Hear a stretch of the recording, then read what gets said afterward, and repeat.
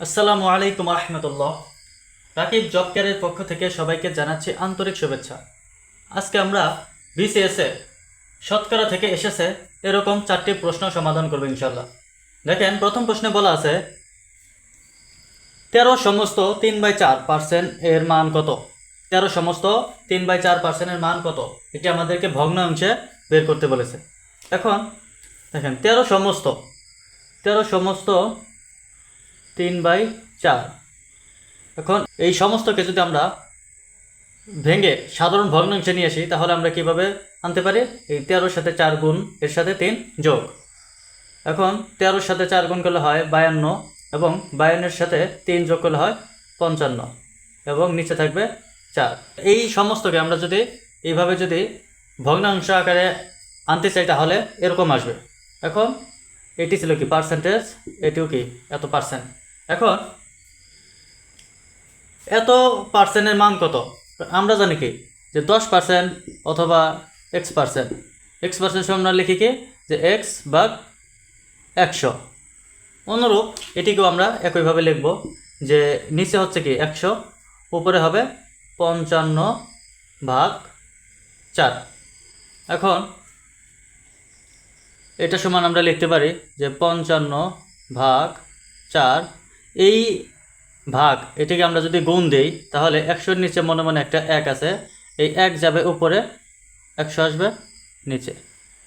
এখন এখানে যদি আমরা একটু হিসাব করি তাহলে আমাদের আসবে, এখানে 5 দ্বারা কাটাকাটি যায়, 5 যায় 11 বার, এখানে হলো 20 বার। তাহলে আমাদের আসতেছে উপরে 11-র সাথে 1 গুণ করলে আসে 11, আর নিচে আসতেছে 4-এর সাথে 20 গুণ করলে 80। তার মানে আমাদের এই প্রশ্নের উত্তর হচ্ছে খ নাম্বার 11/80। এখন আমরা পরবর্তী প্রশ্নটি সমাধান করব। দেখেন, পরবর্তী প্রশ্নে বলা আছে 5-এর কত শতাংশ 7 হবে। 5-এর কত শতাংশ 7 হবে। দেখেন, এই প্রশ্নটাকে আমরা যদি গাণিতিক রূপ দেই তাহলে অনেকটা এরকম হবে যে 5-এর কত শতাংশ। এই 5-এর ধরলাম 5-এর 1%। 5-এর x%। x% মানে কি x%। 5-এর কত শতাংশ 7 হবে, ধরলাম 5-এর 1% কত হবে, 7 হবে। এখন এইখান থেকে যদি আমরা এই x এর মানটা নির্ণয় করি তাহলে আমাদের কাঙ্ক্ষিত ফলাফলটি আমরা পেয়ে যাব। দেখেন, এটাকে আমরা লিখতে পারবো যে 5-এর 1%, x%কে আমরা এইভাবে লিখতে পারবো যে x/100 সমান 7। এখন এর গুণের কাজ করে আমরা জানি, তাহলে 5 100-র মধ্যে যায় কয়বার, 20 বার। এখন এইখান থেকে আমরা লিখতে পারবো যে x/20 সমান 7, বা x সমান 7 × 20 কত হয়, 140। তার মানে 5-এর 140%, 5-এর 140% হচ্ছে কি 7। দেখেন, আমরা যদি এভাবে করি যে 5-এর 140%, 140% মানে কি 140/100, কয়বার যায়, 20 বার। 0 0 কাটা, 7 × 14, অর্থাৎ 5-এর 140% হচ্ছে কি 7। দেখেন, এই প্রশ্নের উত্তর হচ্ছে আমাদের ঘ নাম্বার 140। এখন আমরা এর পরবর্তী প্রশ্ন দেখেন, পরবর্তী প্রশ্নে বলা আছে যে 12-এর কত শতাংশ 18 হবে। 12-এর কত শতাংশ 18 হবে। এই প্রশ্নটি পূর্বের প্রশ্নের ন্যায় একই, কাজে এই প্রশ্নটি এখন আমি সমাধান করব না, আপনারা সমাধান করে কমেন্টে জানিয়ে দেবেন। এখন আমরা 4 নম্বর প্রশ্নটি সমাধান করব। দেখেন, 4 নম্বর প্রশ্নে বলা আছে একটি আয়তক্ষেত্রের দৈর্ঘ্য 5% বৃদ্ধি করলে তার ক্ষেত্রফল শতকরা কত বৃদ্ধি পাবে। একটি আয়তক্ষেত্রের দৈর্ঘ্য 5% বৃদ্ধি করলে তার ক্ষেত্রফল শতকরা কত বৃদ্ধি পাবে। এখন এই ধরনের প্রশ্ন, অর্থাৎ শতকরা হ্রাস বৃদ্ধি, সেটি হতে পারে বিভিন্ন ক্ষেত্রের ক্ষেত্রফল, সেটি হতে পারে বিভিন্ন বেতনের ক্ষেত্রে যে বেতন হ্রাস বৃদ্ধি। তো যত প্রকার হ্রাস বৃদ্ধি আছে, সকল হ্রাস বৃদ্ধির ক্ষেত্রে একটি শর্টকাট ফর্মুলা আছে। শর্টকাট ফর্মুলা হচ্ছে x + y + xy/100। তবে এই ফর্মুলা নিয়ে আমি সর্বশেষ আলোচনা করব। প্রথমে আমরা এই অঙ্কটি কীভাবে লং কাটে করা যায়, অর্থাৎ কিভাবে লিখিত প্রশ্নের জন্য অ্যান্সার করা যায় সেভাবে সমাধান করব। এর পরবর্তীতে আমরা এই সূত্র নিয়ে আলোচনা করবো ইনশাল্লাহ। দেখেন, এটি প্রথমে আমরা কিভাবে লং কাটে করা যায় সেটি চেষ্টা করি। দেখেন, এখানে একটি আয়তক্ষেত্র দেওয়া আছে। সে ধরলাম এটি হচ্ছে কি একটি আয়তক্ষেত্র।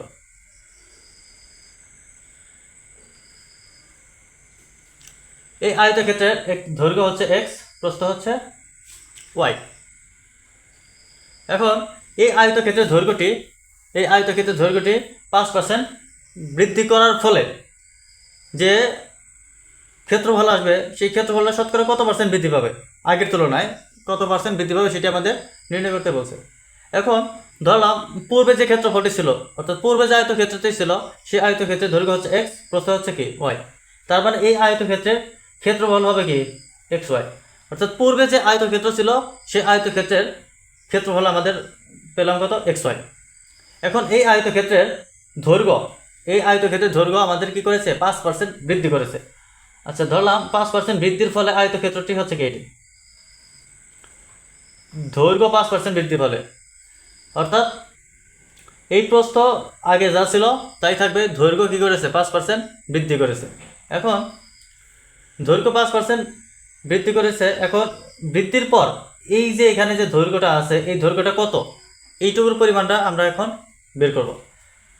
দেখেন, এক্স এর 5% দৈর্ঘ্য বৃদ্ধি হয়েছে, এক্স এর 5%, অর্থাৎ এক্স এর 5% এইটুকু দৈর্ঘ্য বৃদ্ধি পেয়েছে। তার মানে এক্স এর 5% আমরা সমান লিখতে পারি কি 5/100।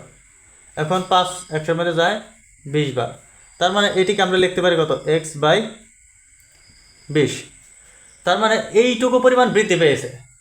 তার মানে এই বাহুটা, অর্থাৎ এই পরবর্তী যে আয়তক্ষেত্রটি অঙ্কন করেছি এই আয়তক্ষেত্রের দৈর্ঘ্য হবে কি, এই আয়তক্ষেত্রের দৈর্ঘ্য যোগ যতটুকু বৃদ্ধি পেয়েছে এইটুকু।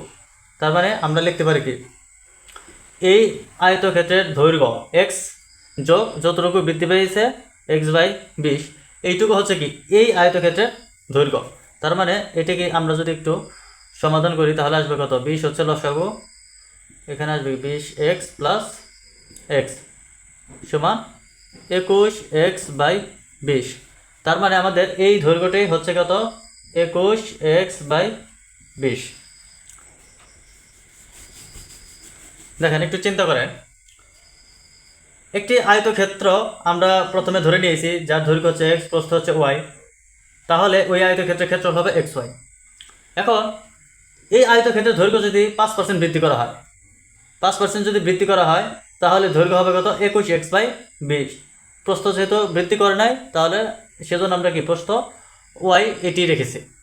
এখন এই আয়তক্ষেত্রের দৈর্ঘ্য যদি এই আয়তক্ষেত্রের ক্ষেত্রফল যদি এক্স ওয়াই হয় তাহলে এই আয়তক্ষেত্রের ক্ষেত্রফল হবে কি দৈর্ঘ্য গুণন প্রস্থ, দৈর্ঘ্য হচ্ছে 21x/20 গুণন প্রস্থ হচ্ছে কি ওয়াই, সমান আমরা লিখতে পারি 21xy/20।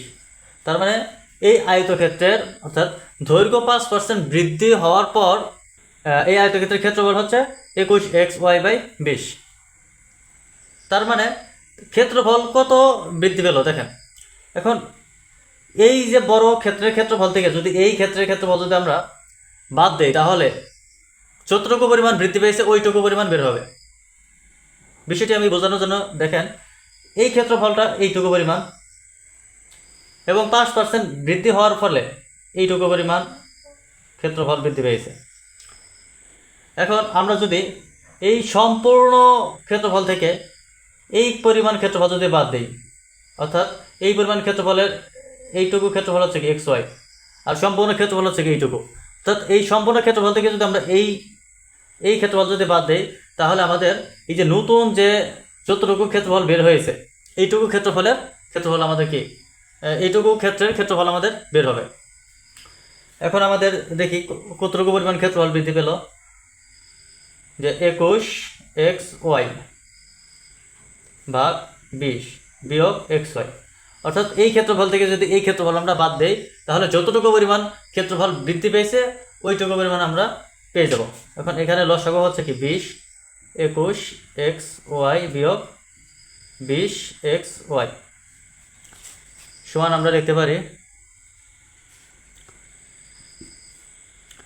21xy থেকে 20xy বাদ দিলে আমাদের একটি xy থাকে, আর নিচে থাকে কি 20। তার মানে ক্ষেত্রফল বৃদ্ধি পেয়েছে কত? এইটুকু। অর্থাৎ দৈর্ঘ্য 5% বৃদ্ধির ফলে ক্ষেত্রফল বৃদ্ধি পেয়েছে কত? এইটুকু।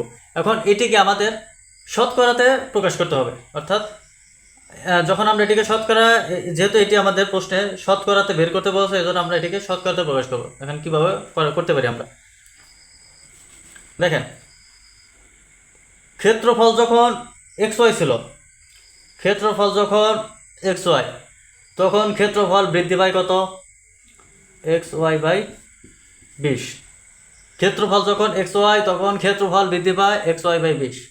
এখন ক্ষেত্রফল যখন 1, তখন ক্ষেত্রফল বৃদ্ধি পায় xy/20।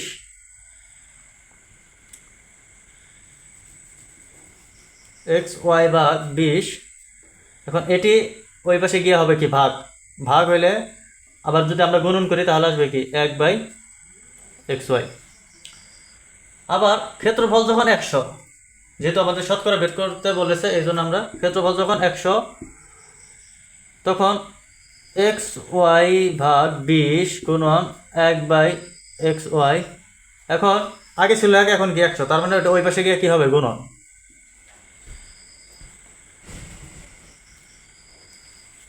এখন এখানে যদি আমরা হিসাব করি, xy কাটা, 20 100-র মধ্যে যায় 5 বার, তার মানে আমাদের টোটাল আসতেছে কত? টোটাল আসতেছে আমাদের 5%। তার মানে ক্ষেত্রফল বৃদ্ধি পেয়েছে কত? 5%। ক্ষেত্রফল বৃদ্ধি পেয়েছে কত? 5%। দেখেন এই প্রশ্নের উত্তর দেওয়া আছে কি ক নাম্বারে, ক্ষেত্রফল বৃদ্ধি পেয়েছে 5%। এখন এই প্রশ্নটি আমরা কিভাবে শর্টকাটের মাধ্যমে করতে পারবো? দেখেন একটি শর্টকাট ফর্মুলা আমি লিখেছিলাম যে x + y + xy/100। x এর মান পজিটিভ নেগেটিভ দুইটাই হতে পারে। যদি x এর মান হ্রাস পায়, যদি x এর মান বৃদ্ধি পায় তাহলে সেটা হচ্ছে কি পজিটিভ। যদি x এর মান যদি হ্রাস পায়, x এর মান যদি হ্রাস পায় তাহলে সেটা হবে কি নেগেটিভ। y এর মানও কি প্লাস মাইনাস দুটোই হতে পারে। যদি y এর মান বৃদ্ধি পায়, y এর মান যদি বৃদ্ধি পায় তাহলে আসবে কি পজিটিভ। y এর মান যদি হ্রাস পায় তাহলে আমরা এখানে চিহ্ন দেবো কি নেগেটিভ। এইটুকু কথা আমাদের মনে রাখলেই হবে। এখন এখানে কি বলেছে যে এই আয়তক্ষেত্রের দৈর্ঘ্য 5% বৃদ্ধি পেলে, তার মানে দৈর্ঘ্য যদি আমরা x ধরি, প্রস্থ যদি y ধরি, তার মানে দৈর্ঘ্য 5% বৃদ্ধি পেয়েছে। তার মানে কি বৃদ্ধি পেয়েছে, 5-এর আগে কি চিহ্ন হচ্ছে কি প্লাস, এরপর প্লাস। এখন y এর মান যেহেতু বৃদ্ধি পায় না, হ্রাস পায় নাই, কোনো কিছু হয় নাই, তার মানে y এর মান 0। যদি y এর মান বৃদ্ধি পেত তাহলে আমরা প্লাস, যত বৃদ্ধি পেয়েছে তত লিখতাম। যদি y এর মান হ্রাস পেত তাহলে আমরা লিখতাম কি মাইনাস, যত হ্রাস পেয়েছে তত। যেহেতু আমাদের বৃদ্ধিও পায় না, হ্রাস পায় না, এই জন্য এর মান হচ্ছে কি 0 প্লাস। এখন x এর মান হচ্ছে 5 গুণন y এর মান হচ্ছে কি 0, নিচে হচ্ছে 100। এখন এই 5 যোগ 0 মানে কি 5, এবং এর মান হবে কি 0, মানে 5 যোগ 0 যোগ 0 সমান 5। এই হচ্ছে কি 5%। এইভাবে আমরা কি শর্টকাটে সমাধান করতে পারবো। যেহেতু এখানে 5-এর আগে চিহ্ন আসছে কি পজিটিভ, তার মানে এটি কি শতকরা বৃদ্ধি পেয়েছে। যদি কোনো কারণে যদি নেগেটিভ আসতো তখন আমরা এটাকে বলতাম কি যে শতকরা এত % হ্রাস পেয়েছে।